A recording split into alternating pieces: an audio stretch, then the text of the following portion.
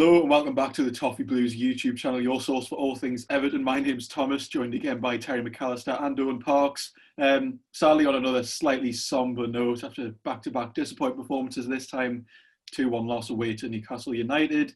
I think we were all expecting to go into this game a lot more positive than the way we came out of it, but then the news breaks. Richarlison's out, Hammers is out, along with Coleman and Digne. Then we speculate, is Bernard going to start on the left? Is it going to be Iwobi? Is it going to be Anthony Gordon? Let's go back to an hour before the game starts. Absolutely not. It's Andre Gomez. Terry, what were you thinking about that moment when the team got released? It was a strange one, wasn't it? I think everyone had the same thought. Like, this is one slow-ass team. Like, I don't think anyone was expecting big things once they saw that lineup, because I think Owen got it right. It's like a 90s Dutch team, one paced completely, and didn't let us down. Didn't surprise anyone. I mean, it did let us down, but like the predictions were all correct, because it was just wasn't good, was it? It was just a strange team selection. Like, so there was loads to unpack. So Olsen starts. I was all for that. There was rumours before the kick-off about, the reason for such. Don't really want to go into that there because we don't know anything about it. Everyone knows what I'm on about. But for whatever reason, he's picked Robin Olsen, sorry, not Robert. And I was happy with that. I thought on pure football terms, I wanted Pickford to be dropped anyway. But then he says, oh no, he's playing next week. Olsen's going to play this game, but Pickford's back. So I think that took everyone a bit by surprise. Certainly took me by surprise. We obviously had second choice full-backs in, no Godfrey was injured. And then, of course, 5 central midfielders playing. And it was a bit like, what formation is this going to be? And it ended up being a bit of the old Christmas tree, didn't it? With like a middle 3 and 2 sort of number 10s almost behind the striker. And it was the classic no tactics, just vibes type performance. It was just everyone just standing in the same area of the pitch. It was woeful. Yeah, it was so strange. I don't know what Carlo was going for with this. Like, whatever it was, it didn't work, did it? Like, I don't know why everyone's having this crisis of faith for like criticising a manager. It's like, yeah, he's got it right 99% of the times, but when he gets it wrong, you can still say, yeah, he got that one wrong, and it doesn't mean you want him like, to walk the plank. I think people are so reactionary now because of the way fan media is and social media is. Like, he said something bad about Carlo, that means they want Carlo. I was like, no.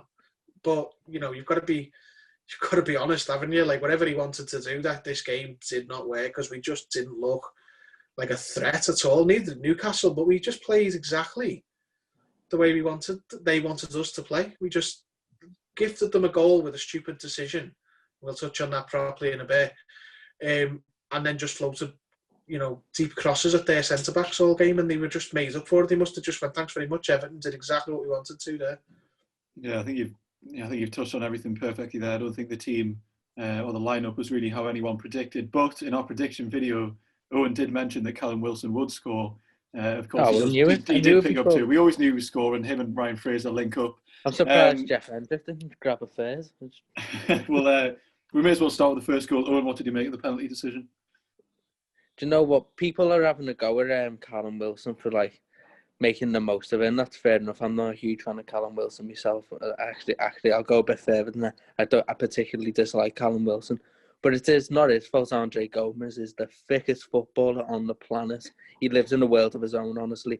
If I speak, I'm in big trouble when I talk about Andre Gomez. What an absolute clown, honestly.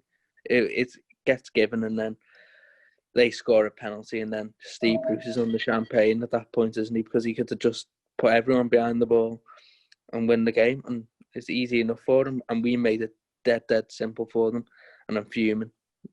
I'm really angry because people on Twitter are doing me head in as well, and yeah, not good. I've took this one particularly bad. I don't think I've been this angry after the defeat for about 5 years, to be honest, so take it that way you will. Well, were you around for the last time we lost to Newcastle? Because that 2-2 after we were winning 2-0. Yeah, but we got a point, so I took solace that we at least got something from the game. Don't think I've been as angry as that. Oh my Oh no, word. I was I'm never angry happy when I when left we the get ground, but bad then I results. laughed. It's always disappointing getting a bad result against Newcastle. But Terry, what did you make of the penalty? At the time, I had a proper, like, that blinkered, like, angry fan head on. And I was like, that's not a penalty. He's engineered the contact. It's soft, but it's fair. It is, he's swung a leg out and to kick the ball. And Callum Wilson, he's even said after the match, hasn't he, that, yeah, and I just thought, you know what I'm going to do? I'm going to make sure he gets me instead of the ball. It's not nice to hear, but there's nothing wrong with that. Like, he's engineered the foul, hasn't he? He's drew a foul. Like, if we do that, we're made up. So with a bit of distance between it actually happening and now, I can say stings when it goes against you, but there's nothing wrong with it. It's just clever football and not very clever football from our player. Let's be honest, as Owen said. Yeah, the bottom line is it was a penalty. We know Wilson jumped in front of me. He literally said at the end, like he felt the kick coming. Fair enough. I'd want our players to do that. I'd want our players to be that smart up front. But second goal, I don't know what happens. Massive gust of wind comes from the Gallagher. Yerry Mina gets absolutely left for dead. Ryan Fraser cuts straight through. Terry, what did you even make of that goal? It was a terrible goal to concede defensively. Ryan Fraser just had Yerry Mina's undies off him. Just absolutely.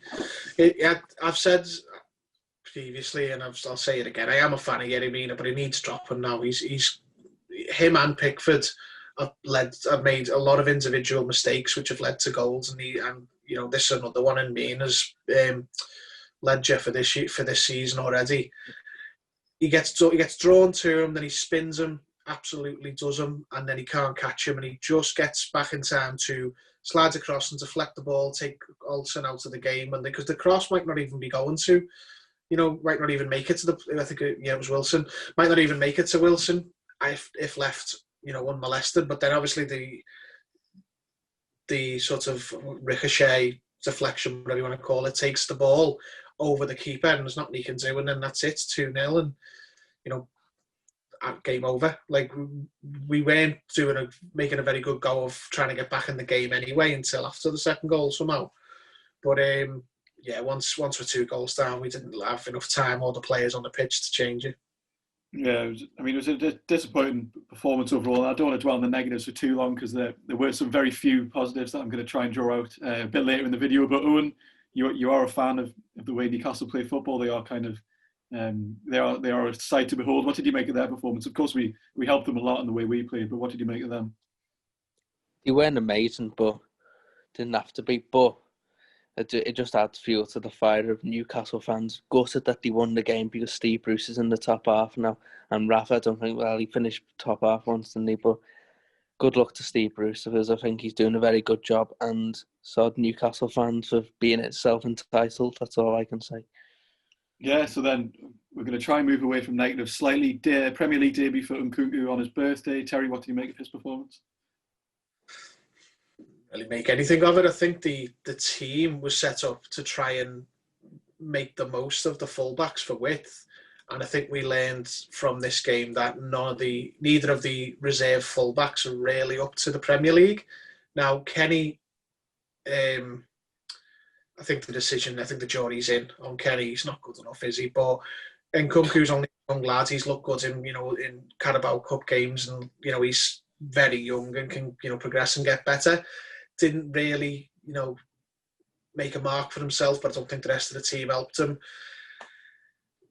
The wider point, just before we go on to any more positives, I can't believe we got any more than that, but what we've learned from these last 2 games is, and I said this after the derby, like, we're going to find out in the next couple of games whether the fringe players are worth the time of day, and we've now seen them and they're not. Like, we've got 11 players, and that's it. Like, we've got maybe 12, like, if you include one bench player or something like that, and they're good and they can do it.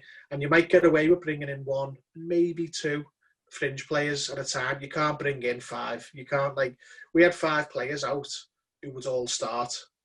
Richarlison, James Rodriguez, Coleman, Dean and Holgate. And that's even if you don't include Pickford, which I personally don't, but some people would. we weren't very good without them. And then a lot of people turn around and go, well, those players we had on the pitch are good enough to beat Newcastle. Well, clearly they're not. Like we might think that Sigurdsson and Gomez and players like that are good enough to beat teams, but on the evidence we've seen at the minute, a lot of these players, Kenny and and whoever, won't get into other Premier League teams, and they've proved it now. So I think we just need to accept that when we're down several first teamers, we're going to be poor, because every time Bernard, every time Iwobi, every time Sigurdsson play, because they weren't in our team for when we had that good run at the start of the season. They've come in now and had a run of games or a few games.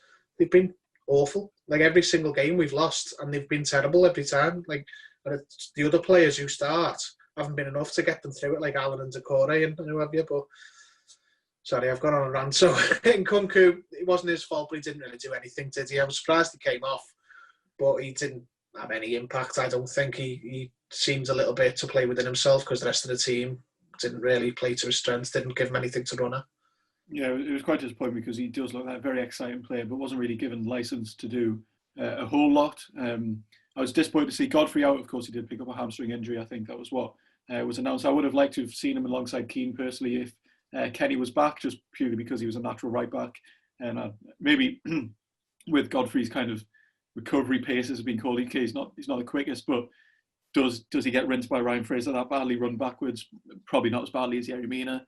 Owen, what did you make of Nkunku and Kenny? I think I already know what you think of Kenny, but what did you make of the birthday lad? I'll just talk about Nkunku. I thought it was difficult for him, because I think Nkunku's gonna be in an Everton shirt anyway at his best when he's got Richarlison or even Anthony Gordon in front of him, and he's got someone who can like run inside and he can go out on the outside, and there was no one really out there with him to sort of like double up with him. It was difficult for him. I'm not going to talk about John Joe Kenny, Christ. Yeah, well, Nkunku, I wouldn't have took him off. Bizarre sub, but yeah, I thought he handled himself well. I just didn't think he affected the game in a normal way, what we've seen in the Carabao Cup. Yeah, we've touched on Robin Olsen a bit at the start, but I'll come back to you, Terry. Of course, he comes in for Jordan Pickford. Looked pretty decent. Okay, he conceded 2 goals, but that made a couple of pretty decent saves. Yeah, he caught the ball and saved a shot that was on target. Like, couldn't believe it. Like, he was not very good for the penalty, but it's a penalty. You can't, like, a lot of keepers don't save penalties in the second goal. You certainly can't blame them for, because the deflection takes them completely out of it. But I don't understand why Carlo came out and said, Pickford's going to be back against Manchester United. I'm just playing Olsen for this one game. Like, I wouldn't have said anything and then just see how they get on. I mean, he might have brought Pickford back in anyway, and I don't know enough about Olsen to like say, I need him to start every game, but I know enough about Pickford to think that he really needs to spell out the team, not just one game, because he's been poor. I mean, all the off the field stuff aside, I know like it might not be as simple as I'm making out. It might be a case of this is where you back him for his own sake, or you'll lose the player, lose him mentally kind of thing. He won't trust you anymore as this, that, or the other. But on a pure football basis, I just think Pickford's been so poor at the minute. I'd take anyone over him at the minute, but it's pretty crystal clear, isn't it, that it's just for that one game also. But he showed me that I don't have to worry if he comes in, not at this point. If Pickford was to be dropped again, I wouldn't be thinking, what's this player like? Because now we've had to look at Olsen, unremarkable. And that's an upgrade on a keeper who's remarkable all the time, but for the wrong reasons. He naturally looked just more confident than Pickford has done for a while, regardless of whatever happened, as you mentioned. I mean, Pickford being dropped has been on the cards since the Spurs game at the start of the season. I think Olsen came in, did very well. Owen, were you impressed with Olsen on his debut? Yeah, I thought he was very good. I thought the simple sort of basic things you expect from your goalkeeper, which 18, 17 other teams get from their goalkeeper every week, we just got from Robin Olsen. I think he's probably not the world's greatest goalkeeper, but he doesn't need to be better than Jordan Pickford. Why Jordan Pickford was dropped, we can speculate, but I think we just need to concentrate on Robin Olsen for this week, and he did really well. Can't blame him for not saving the penalty. lots of keepers don't save penalties. And the second one, like Terry said, lap at the gods kind of stuff for Callum Wilson. So, yeah, he made a couple of good saves. He collected every ball that got put in our box. He did really well. I thought his kicking was good as well. Sometimes you see Pickford just have a mad one where it goes out of play. Don't think he had that. He did well. I'll keep him in. I don't get the comments at all, but it is what it is. Yeah, and that's pretty much it. I'm going to mention one more positive. It's not really something to discuss, but it is another goal for Dominic Calvert-Lewin towards the end. As pointless as it was, or consolation, good to see him scoring again. And I mean, we could go into detail about how we improve from here, but I think it's very clear. We take 4 of our most important players back, and we get back to playing football the way we were before we come into this game. So I'm going to leave it there. Thank you very much, Terry and Owen, for joining me, and thank you all very much for watching. Be sure to check out all the social media down below. Let us know in the comments what you thought about the game, what you thought about Nkunku on his debut, what you thought about Olsen, and all the other talking points from this video. So thank you very much for watching, and join us next time on the Toffee Blues.